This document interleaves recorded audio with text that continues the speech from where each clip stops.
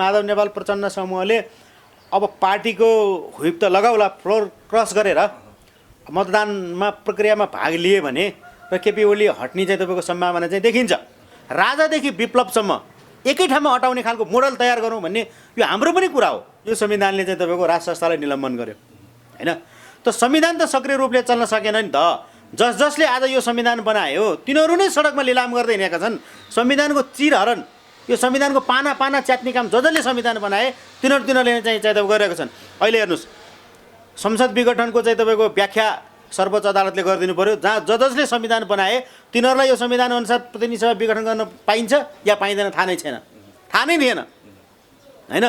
होइन, राष्ट्रिय प्रजातन्त्र पार्टीले निर्णायक खालको आन्दोलन नै गर्छ। हेर्नुहोस्, यो हामी राज संस्था र हिन्दू राष्ट्र चाहने सबै व्यक्ति, शक्ति, सङ्घ, सङ्गठन सबैलाई सहकार्य गरेर, सबैसँग सहकार्य गरेर सबैलाई आन्दोलनमा चाहिँ आह्वान गरेर एक खालको सशक्त खालको आन्दोलनको नेतृत्व राष्ट्रिय प्रजातन्त्र पार्टीले लिन्छ। त्यो सम्भावना छ, सम्भावना छ।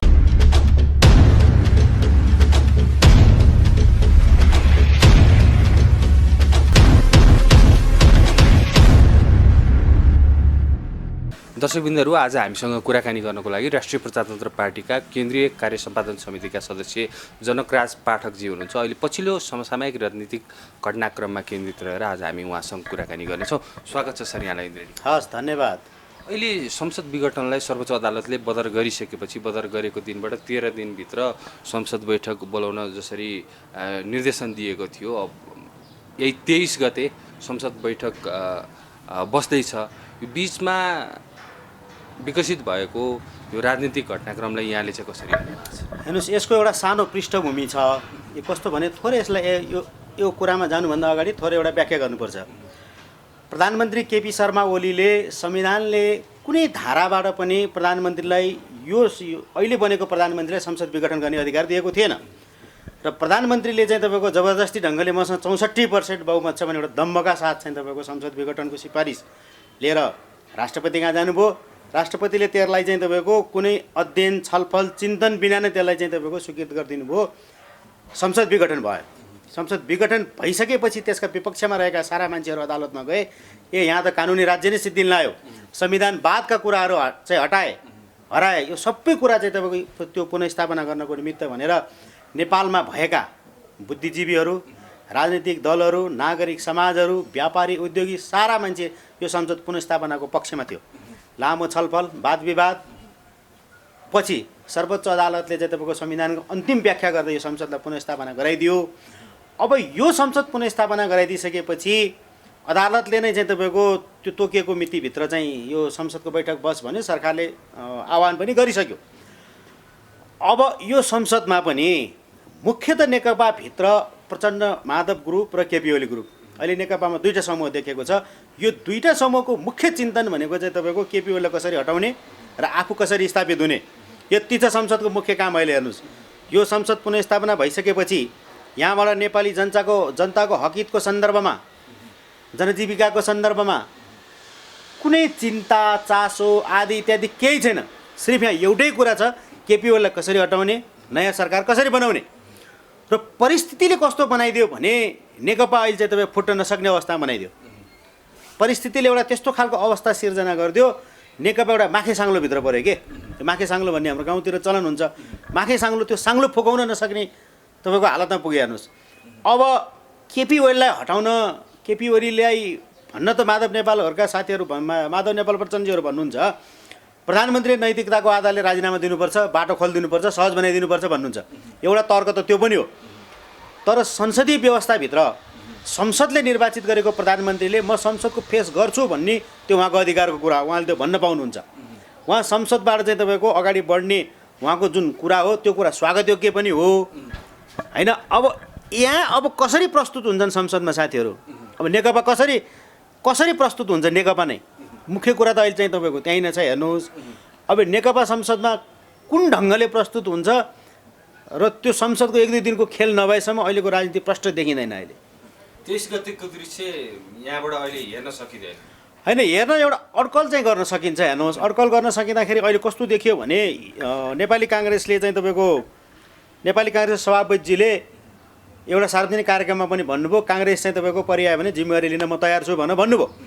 त यसको अर्थ के हुन्छ भने अविश्वासको प्रस्ताव लिएर जाने सन्दर्भमा, दर्ता गराउने सन्दर्भमा प्रधानमन्त्रीको नाम पनि सँगै प्रस्तुत गर्नुपर्ने हुन्छ।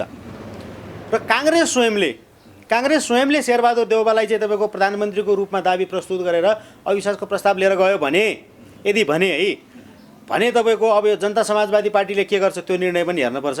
अनि तर शेरबहादुर देउवाले जसरी जुन अभिव्यक्ति दिनुभयो, काङ्ग्रेसभित्रै पनि विभिन्न गुट उपगुटबाट चाहिँ हामी प्रचण्ड नेपाललाई चाहिँ साथ दिनुपर्छ भनेर अहिले पछिल्लो समय जुन अभिव्यक्ति आउँदै गर्दाखेरि शेरबहादुर देउवाले पनि भन्नुभयो सरकारमा सहभागी हुन्छु भनेर। यो बिचमा चाहिँ कस्तो किसिमको समीकरण पर्छ? हो, अब यो बिचमा समीकरण कस्तो भने काङ्ग्रेस आफैले केपी ओलीको विरुद्धमा अविश्वासको प्रस्ताव दर्ता गर्यो भने जनता समाजवादी पार्टीको के रोल हुन्छ एउटा त्यो हेर्नु पर्यो। र अर्को भनेको चाहिँ तपाईँको नेकपा, यो नेकपाले चाहिँ तपाईँको अब माधव नेपाल प्रचण्ड समूहले भन्नु न अहिले देखेको प्रश्न माधव नेपाल प्रचण्ड समूहले अब पार्टीको हुइप त लगाउला, फ्लोर क्रस गरेर मतदानमा प्रक्रियामा भाग लिए भने र केपी ओली हट्ने चाहिँ तपाईँको सम्भावना चाहिँ देखिन्छ, केपी ओली हट्ने सम्भावना चाहिँ देखिन्छ। यद्यपि नेकपाका पनि दोस्रो तहका नेताहरू अब अहिले यो पार्टी मिलाउनुपर्छ भनेर पनि क्रियाशील भइरहेका छन्। र अब तपाईँको अहिले ठ्याक्कै चाहिँ तपाईँको यो गणित त ठ्याक्कै अहिले चाहिँ तपाईँ निक्लिँदैन। फ्लोर क्रस गर्यो भने त्यहाँ कारबाही हुन्छ भनेर त होइन, फ्लोर क्रस गर्यो भने त कारबाही हुन्छ, त्यो चाहिँ तपाईँको कानुनले दिएको कुरा हो, संसद नियमावलीमै छ होइन। कानुनी राज्यमा यी कानुनका कुराहरू चाहिँ तपाईँको चलाउनु त्यो सही कुरा हो। तर देखिँदा कस्तो देखिन्छ भने हाम्रो प्र्याक्टिस चाहिँ एउटा के छ भने प्र्याक्टिस त त्यो भइसक्यो होइन। भन्नु के भन्छ 40%भन्दा माथि संसद सदस्यहरूले फ्लोर क्रस गऱ्यो भने होइन, केन्द्रीय समितिमा 40% पुर्यायो भने 40%भन्दा माथि केन्द्रीय संसदहरूले चाहिँ तपाईँको त्यहाँ फ्लोर क्रस गरेर केन्द्रीय समितिमा 40% पुर्याएर त्यो निर्वाचन आयोगलाई जानकारी दिए भने त तपाईँको त्यसले वैधानिकता पनि पाउँछ फेरि होइन। तर नयाँ दलको रूपमा पाउँछ होइन। अब यो दल कसले चाहिँ तपाईँको विभाजन गर्ने, यो चाहिँ तपाईँ कसरी जान्छ भन्ने कुरा हो कि हो जानलाई चाहिँ तपाईँको कारबाहीको कुरा त सही हो। अहिले स्पष्ट कुरा के हो भने सबैले बुझ्ने कुरा नेकपाको संसदीय दलको नेता भने केपी शर्मा ओली हो, त्यही आधारले उहाँ चाहिँ तपाईँको प्रधानमन्त्री हुनुभएको छ। अब त्यो दलको उपनेता सुभाष चन्द्र नेमाङ हो होइन। अब संसदीय दलको उपनेताले हुइप जारी गर्छन् चाहिँ तपाईँको त्यो यो विद्यमान कानुनलाई त सबैले स्वीकार गर्नुपर्छ होइन। अब गतिविधि हेरौँ भोलि के हुन्छ कसरी जान्छ। अब यो बिचमा संसद बैठक बस्नुभन्दा अगाडि विप्लवसँगको वार्ता अगाडि बढिरहेको छ। अब सँगै एकै मञ्चबाट प्रधानमन्त्री केपी शर्मा ओली र विप्लवले भोलि भर्खरै मात्रै पनि कार्यक्रम जुन आयोजना गरिएको छ यो वार्तालाई कसरी हेर्न सकिन्छ? हेर्नुहोस्, यो वार्ता एउटा आवश्यक पनि थियो होइन। मुलुकमा चाहिँ तपाईँको धेरै क्रान्ति भइसक्यो। नेपाली जनताले अब युद्ध आन्दोलन कुनै कुरा सहन सक्दैनन्, थेक्न सक्दैनन्। जनताको चाहना भनेको अहिलेको जनताको चाहना भने विकासको चाहना हो। नेपालमा राजनीतिको चाहिँ धेरै विकास भयो तर विकासको राजनीति चाहिँ भइदिएन होइन। अहिले नेपाली जनताको चाहना भने विकासको राजनीतिको तर्फ हो। र यो सन्दर्भमा कोही पनि विद्रोही चाहिँ तपाईँको अब रहनु हुँदैन। यो संविधानवादलाई स्वीकार गरेर सबै अगाडि बढ्नुपर्छ भन्ने एउटा मान्यता चाहिँ सबैको हो। र यो सन्दर्भमा यहाँ पनि आफ्ना स्वार्थ होलान्।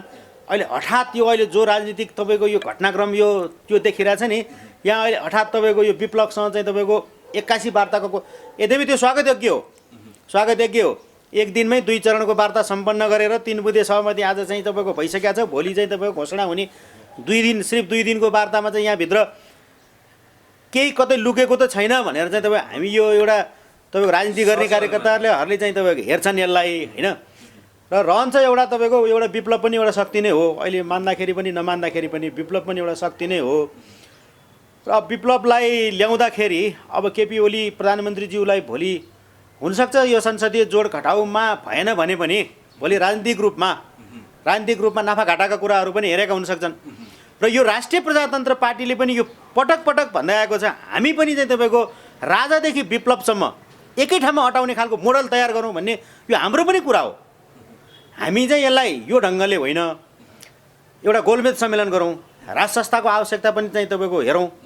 राज संस्थाको सन्दर्भमा राज संस्था स्थापना गर्नको निमित्त नेपालमा प्रजातन्त्रलाई बलियो बनाउनको निमित्त राज संस्थाको आवश्यक छ। प्रजातन्त्रको सुदृढीकरण गर्नको निमित्त, प्रजातन्त्रलाई बलियो बनाउनको निमित्त राज संस्थाको आवश्यक छ। हामी चाहिँ यसरी भन्छौँ, हामी राज संस्था पनि आवश्यक छ र अब राजनीतिक रूपले वार्ता भयो नि, ठिक छ, विप्लवसँग वार्ता भयो। यसमा तपाईँको हामीले यसलाई स्वागतै गरेका छौँ। तर यद्यपि हाम्रो कुरा के छ भने अहिले पनि ठुलो शक्ति एउटा त तपाईँको बाहिर रह्यो नि त। राज संस्था भन्ने चाहिँ तपाईँको मुलुक निर्माणमा चाहिँ तपाईँको महत्त्वपूर्ण योगदान गरेको 240 वर्षदेखिको निरन्तर शक्ति, यो शक्ति त बाहिर रहिरह्यो नि त। यसलाई पनि त लिएर हिँड्नु पऱ्यो नि त। त त्यसको निमित्त के छ भने राज संस्था चाहिँ तपाईँको राष्ट्र प्रमुखमा रहने गरी स्थापना गर्नु पऱ्यो। त्यो फेरि प्रजातन्त्रको सुदृढीकरणको निमित्त, प्रजातन्त्रलाई बलियो बनाउनको निमित्त। अब यसको अर्थ लाग्छ, हेर्नुहोस् के भन्ने, हेर्नुहोस् जनताले चाहेका छन् छैनन् भन्ने कुरा चाहिँ तपाईँ चाहेका छन्। तपाईँले यो पुसको चाहिँ तपाईँको यो संसद विघटन हुनेभन्दा 2 दिन 3 दिन अगाडिसम्म जुम्ला भन्नुहोस् चाहे हुम्ला भन्नुहोस्, कर्णालीका सबै जिल्लामा, काठमाडौँमा भन्नुहोस्, तपाईँ मुख्य सहरहरू सबै ठाउँमा राज संस्थाको पक्षमा घनघोर ढङ्गले आवाजहरू उठाएर नेपाली जनता सडकमा आएका थिए। अब 81 सेलाएको होइन, हेर्नुहोस् 81 सेलाएको होइन, परिस्थितिले अलिक थोरै भिन्न खालको मोड लियो के, परिस्थितिले थोरै भिन्न खालको मोड लियो। र यहाँ संविधानका चाहिँ तपाईँको त्यहाँ त स्पष्टसँग भनिएको थियो, विश्लेषण गरिएको थियो कि ओलीसँगकै साँठगाँठमा चाहिँ यो सबै आन्दोलनका कार्यक्रम भइरहेका छन् भनेर। होइन, अब साँठगाँठ त तपाईँको अब राज संस्थाको सन्दर्भमा केपी शर्मा ओली नै सकारात्मक हुनुहुन्छ, उहाँकै पहलमा स्थापना हुन्छ भने पनि त्यो स्वागतयोग्य कुरा हो। यसको लागि उसँग साँठगाँठ भन्ने कुरै छैन। प्रचण्ड नेपाल समूहले पनि चाहिँ तपाईँको यसको पक्षमा आउँछ भने पनि ठिकै हो। केही दिन अगाडि चाहिँ तपाईँको पूर्व प्रधानमन्त्री डाक्टर बाबुराम भट्टराईले पनि भन्नुभएको छ, पूर्व राजा ज्ञानेन्द्रदेखि सबै राजनीतिक दलहरू अब एकै ठाउँ बसेर जानु पऱ्यो भन्ने, त्यो पनि स्वागतयोग्य कुरा हो। त हामीले यसको आवश्यकता कसरी देखेका छौँ भने हामीले चाहिँ राष्ट्र प्रमुखमा अहिले तपाईँको यहाँ राष्ट्रपति रहनुभयो, राष्ट्रपति चाहिँ तपाईँको कार्यकारीले लिएर गएका हरेक पत्रहरू तत्काल सृजित घटनाक्रमहरूको चाहिँ तपाईँको अनुसन्धान नगरिकन, विगतका नजिरहरूलाई नहेरिकन जे चाहिँ तपाईँको कार्यकारीले लिएर जानुहुन्छ त्यसमा सिधा त्यसलाई समर्थन गरिदिनुहुन्छ, त्यसलाई चाहिँ तपाईँको अनुमोदन गरिदिनुहुन्छ भनौँ न। पटक पटक यो उहाँ चाहिँ तपाईँको विवादमा आउनुभयो, चाहे अगाडिको चाहिँ तपाईँको दल विभाजन सम्बन्धी कुरामा होस्, चाहे यही कुरामा होस्, पटक पटक प्रमुख संस्था यसरी विवादमा आउँदाखेरि त्यहाँ तपाईँको नैतिकताको कुराहरू उठ्छ। यसले प्रजातन्त्रलाई बलियो बनाउँदैन। प्रजातन्त्रलाई बलियो बनाउनको निमित्त चाहिँ तपाईँको राष्ट्र प्रमुख निष्पक्ष हुनुपर्छ, सबैलाई बराबरी यो दृष्टिकोणले हेर्ने हुनुपर्छ।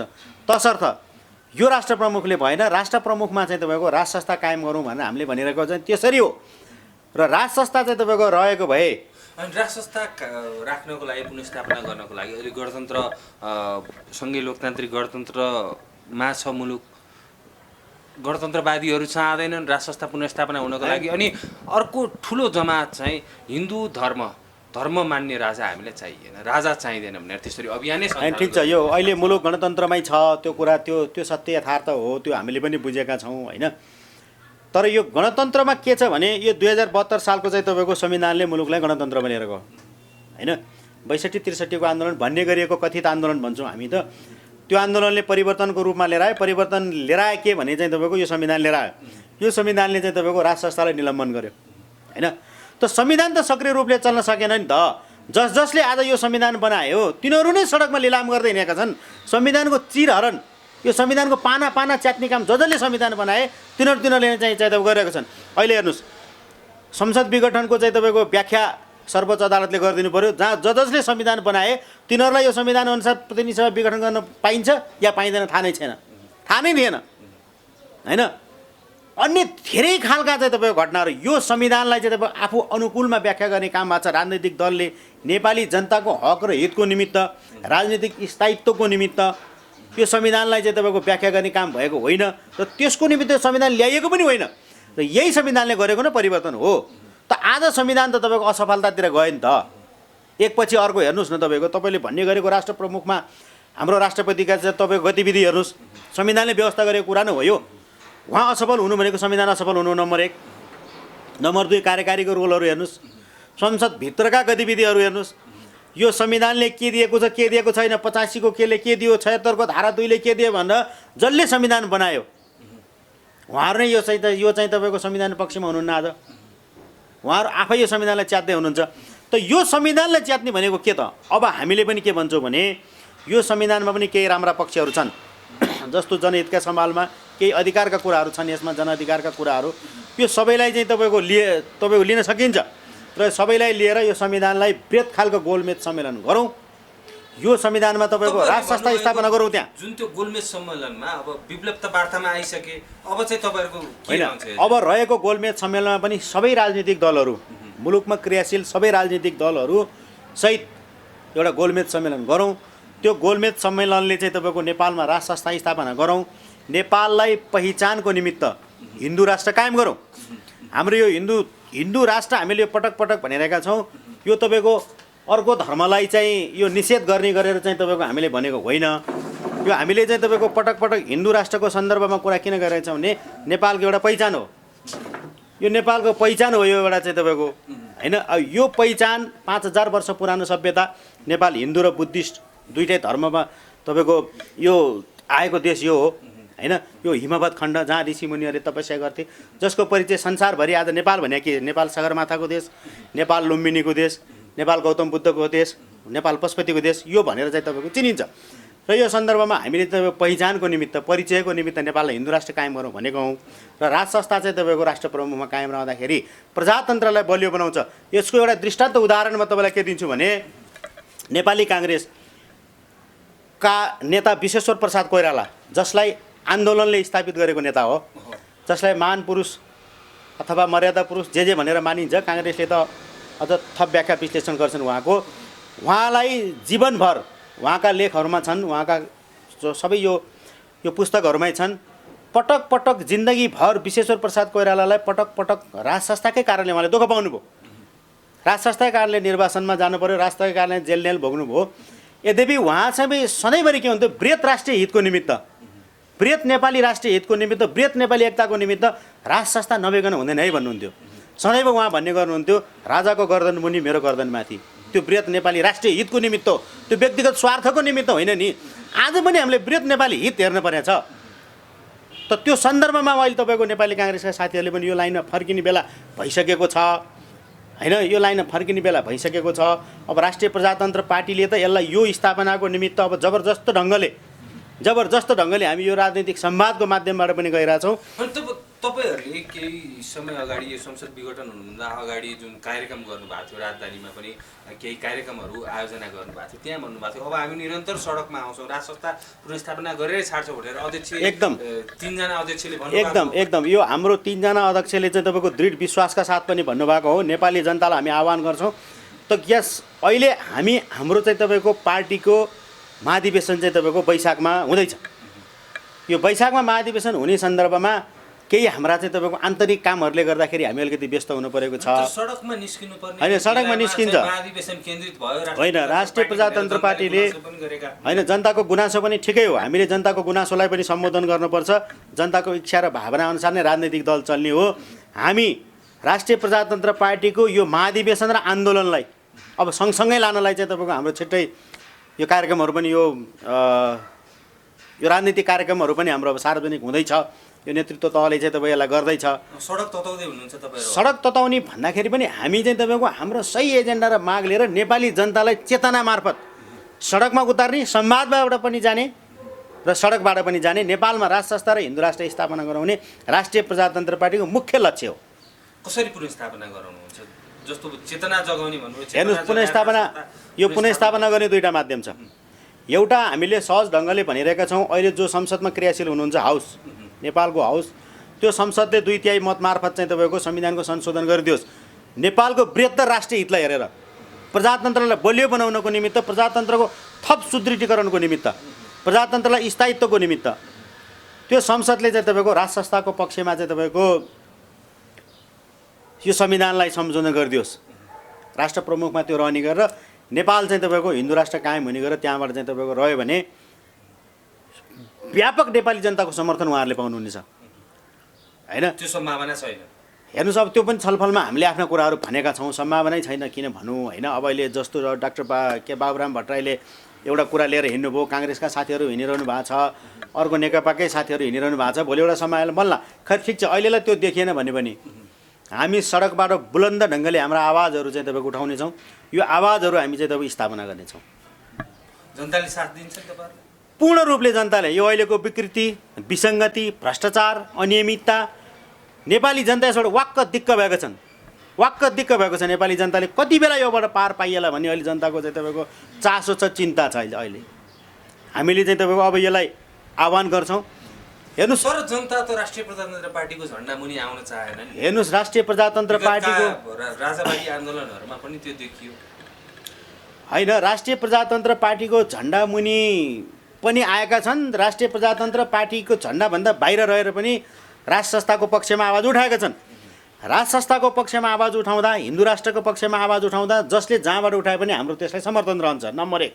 नम्बर 2 कुरा, राष्ट्रिय प्रजातन्त्र पार्टीले नै पार्टीगत ढङ्गले काठमाडौँमा विशाल खालको सभा गर्यो पुस 17 गते, जहाँका चाहिँ तपाईँको 20औं हजार मान्छेको चाहिँ तपाईँको त्यो प्रदर्शन रह्यो। राष्ट्रिय प्रजातन्त्र पार्टीले जुम्लामा उपस्थिति जनाएको छ। राष्ट्रिय प्रजातन्त्र पार्टीले हुम्लामा कार्यक्रम गर्यो। राष्ट्रिय प्रजातन्त्र देशभरि नै कार्यक्रम गरेछ होइन। अब राष्ट्रिय प्रजातन्त्र पार्टीको झन्डा मुनि आउन नचाहिकन हामी छुट्टै राष्ट्रिय झन्डा बोकेर राज संस्था र हिन्दू राष्ट्रको पक्षमा चाहिँ तपाईँको आन्दोलन गर्छौँ भन्नेलाई पनि हाम्रो समर्थन छ। हामीले घोषित रूपमै भनेका छौँ, त्यस्तो कार्यक्रम कसैले गर्छ भने हाम्रा जिल्लामा रहेका साथीहरूलाई त्यसलाई सहयोग गर्नुहोस्, त्यसलाई समर्थन गर्नुहोस् भन्ने हाम्रो कार्यक्रम पनि छ। त्यस्तो कार्यक्रममा त राष्ट्रिय प्रजातन्त्र पार्टीलाई प्रतिबन्धै जस्तो व्यवहार गरियो नि होइन। अब त्यो चाहिँ तपाईँले कहाँ देख्नुभयो? मैले त देखाएको छैन है। राष्ट्रिय प्रजातन्त्र पार्टीको साथ समर्थनले धेरै जिल्लाहरूमा व्यापक कार्यक्रम भएको छ। हामी तपाईँको यो कार्यक्रमलाई फेरि पनि लिएर जाँदैछौँ, अझै सशक्त ढङ्गले अगाडि बढ्नु होइन, सशक्त ढङ्गले लान्छौँ। हेर्नुहोस्, अब तपाईँको यसको मात्रै कुरा होइन, यहाँ भ्रष्टाचारका कुरा छन्। देशभरिको तयारी के छ? हेर्नु, देशभरिको तयारी हामी अहिले चाहिँ तपाईँको यो महाधिवेशनको सन्दर्भमा हामीले यसलाई बनाएर यो सङ्गठनको क्रियाकलापहरू पनि हामीले यसलाई सञ्चालन गरिरहेका छौँ। अहिले हाम्रो सङ्गठन निर्माणको कामहरू पनि भइरहेको छ होइन। यो सङ्गठन निर्माणको काम सँगसँगै हामीले यो आन्दोलनको तयारी पनि गरिरहेका छौँ।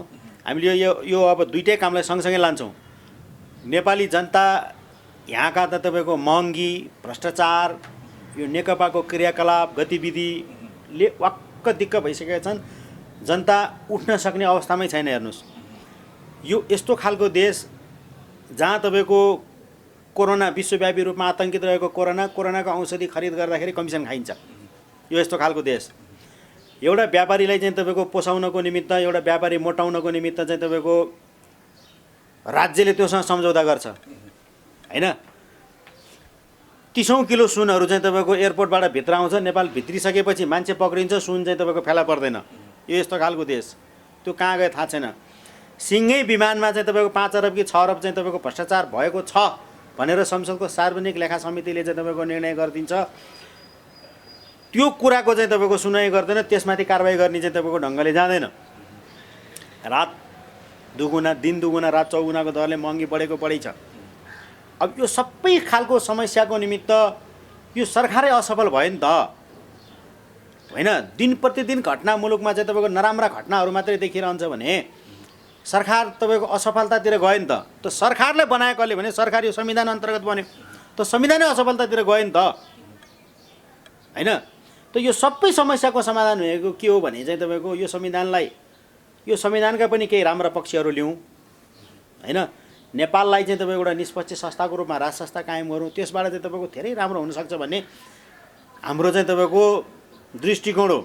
अब यसमा बिचमा चाहिँ निर्णायक आन्दोलन भनेर धेरै चर्चा हुने गरेको छ। त्यस्तो किसिमको निर्णायक आन्दोलन राष्ट्रिय प्रजातन्त्र पार्टी होइन, राष्ट्रिय प्रजातन्त्र पार्टीले निर्णायक खालको आन्दोलन नै गर्छ। हेर्नुहोस्, यो हामीलेमा पुर्याइसक्ने हाम्रो यो समय पनि थियो, तर हामी अहिले चाहिँ तपाईँ यो पार्टीको आन्तरिक कार्यक्रम महाधिवेशन फेरि हाम्रो 3वटा पार्टी मिलेर चाहिँ तपाईँको यो अहिले राष्ट्रिय प्रजातन्त्र पार्टी बनेको छ। यो अहिले सिङ्गो पार्टी भएको छ होइन। यो 3टा पार्टीभित्रको पनि यो आन्तरिक व्यवस्थापन र यसलाई सेटलमेन्ट गर्नको निमित्त पनि महाधिवेशन हाम्रो जरुरी छ। यो महाधिवेशन जरुरी छ। महाधिवेशनबाट हामीले फ्रेस म्यान्डेट पनि लिनु छ। त्यसको निमित्त मात्रै अहिले हामीले अलिकति यो हाम्रो अलिकति अलमल भइरहेको हो होइन। तर अब हाम्रो यो कार्यक्रम र आन्दोलन सँगसँगै जान्छ। राष्ट्रिय प्रजातन्त्र पार्टीले सबै नेपाली जनतालाई आह्वान गरेर राज संस्था र हिन्दू राष्ट्र चाहने सबै व्यक्ति, शक्ति, सङ्घ, सङ्गठन सबैलाई सहकार्य गरेर, सबैसँग सहकार्य गरेर सबैलाई आन्दोलनमा चाहिँ आह्वान गरेर एक खालको सशक्त खालको आन्दोलनको नेतृत्व राष्ट्रिय प्रजातन्त्र पार्टीले लिन्छ। त्यो सम्भावना छ। सम्भावना छ। सङ्गठनको अस्तित्व स्वीकार्न नसक्ने होइन, हामीले तपाईँको मिल्छ, हामीसँग कुरा मिल्ने कोही छ भने हामीले एकताको निमित्त आह्वान गर्छौँ। कुरा मिल्ने कोही छ भने छैन, हामीसँग एकताको निमित्त चाहिँ तपाईँको हामी तयार छैनौँ भने चाहिँ तपाईँ कार्यगत एकताको निमित्त हामीले आह्वान गर्छौँ।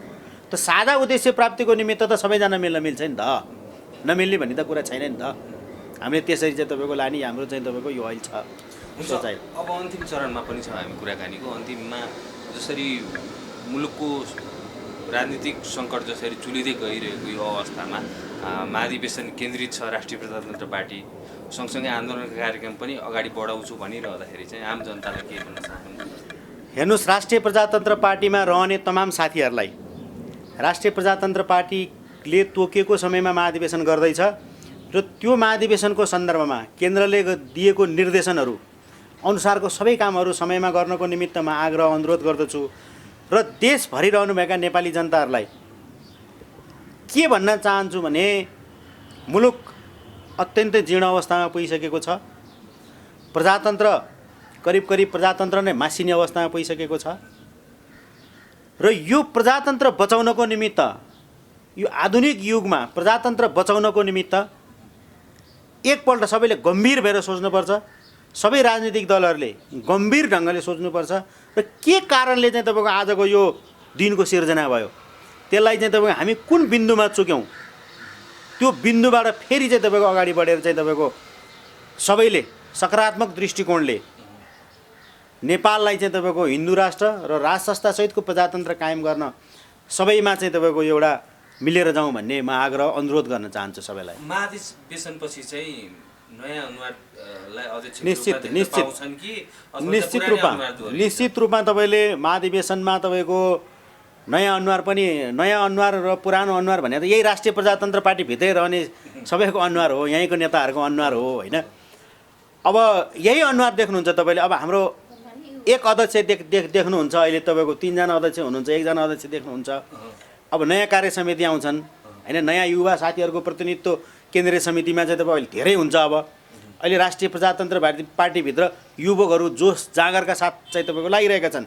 निकै साथीहरूको त अब अहिले युवक साथीहरूले प्रतिनिधित्व गर्नुहुन्छ होइन राष्ट्रिय प्रजातन्त्र पार्टीभित्र। अब नेतृत्व एकल हुन्छ होइन। अब यो सन्दर्भमा एकल नेतृत्व कसको हुन्छ? हेर्नुहोस्, एकल नेतृत्व अहिले राष्ट्रिय प्रजातन्त्र पार्टीभित्र तय भइसकेका छैन कसले हुन्छ भनेर। मिल्छ सर्वसम्मत रूपमा चाहिँ तपाईँको मिल्छ कुरा हुन्छ, सकेसम्म सर्वसम्मत रूपमा नेतृत्व चयन गराउनुपर्छ भन्ने पक्षमा हामीहरू छौँ। यदि हुँदैन भने छोटो समयको निमित्त प्रजातान्त्रिक अभ्यास चाहिँ तपाईँको त्यहाँ गर्नुपर्छ होइन। प्रजातान्त्रिक अभ्यास गर्नुपर्छ। त्यो तिक्ततापूर्ण होइन, त्यो तिक्ततापूर्ण अभ्यास होइन, त्यो मित्रतापूर्ण अभ्यास छोटो समयको लागि, करिबन 1 दिनको लागि भन्नुहोस्, अझ 2-4 घन्टाको लागि असाध्यै मित्रतापूर्ण चाहिँ तपाईँको प्रजातान्त्रिक अभ्यास गर्नुपर्छ। त्यो प्रजातान्त्रिक अभ्यासले जसलाई चाहिँ तपाईँको बाहिर निकालिदिन्छ त्यसैले नेतृत्व गर्छ चाहिँ तपाईँको अब पार्टी। धेरै धन्यवाद। मलाई पनि केही कुराहरू राख्ने मौका दिनुभयो, एकदम धन्यवाद छ मित्र।